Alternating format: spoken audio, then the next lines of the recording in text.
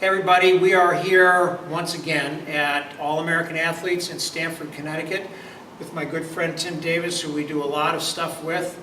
And what we're going to do today is a drill. It was very interesting to me. Last week I saw Tim do it with a client, and he regarded it really as a fitness drill that has some ancillary hand-eye coordination, right, and reaction skills that are involved in it. And I said to him, boy, we got to do that because that's exactly the drill that we do in fielding ground balls.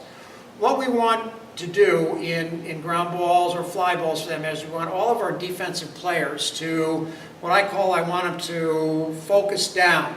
I want to start off with a big lens and a wide angle where you're looking at the whole field and the situation. Where am I going to do? Where I'm going to rehearse my reaction. And then as he goes into his windup, I will go from the pitch. My lens goes down to pitcher catcher and then to the strike zone. Because I've got to, here's the key word, it's what he's talking about also, is I need to react to that strike zone. If I'm not, you see this, kids do this oftentimes, they don't react till the ball is about 20, 30, 40 feet out. And of course they've lost a step, they've lost their reaction. Now interestingly enough, I saw Tim, the key word is, why don't you tell him, it has to do with that blind spot. Absolutely, yeah. So you have the athlete facing the opposite direction, and then you test the speed and agility in a blind spot position.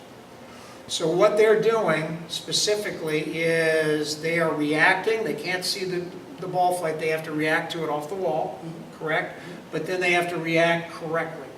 What we're looking for is that they position themselves in front of the ball, that they use their hands and eyes correctly. Now this goes to a principle of athletics is overload. Obviously, you know, in a game situation, we want the player to do that, narrow down from here to here to here, but this develops that reaction, okay? Because you're creating an overload, you're creating a blind spot, okay? So what we're going to do is we're going to show you with an athlete, not a baseball player, football player. Tim is going to do that, and then he's going to do it with me.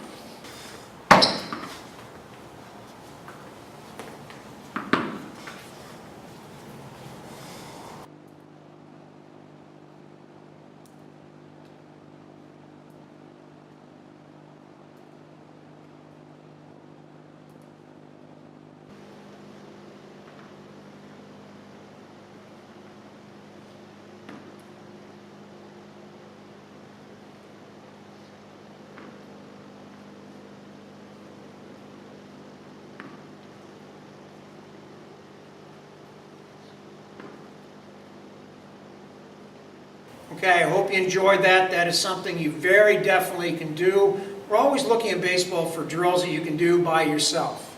Absolutely. Okay, it's a hard game to practice because oftentimes it requires two people. So you can see very commonly a player can do this, throw the ball on the wall and react against his hand. This is something that every kid that has played baseball seriously has done it at some point. But it's also, you know, again, we're looking for that word overload. You can see it's something that's applied to fitness with all sports. Absolutely.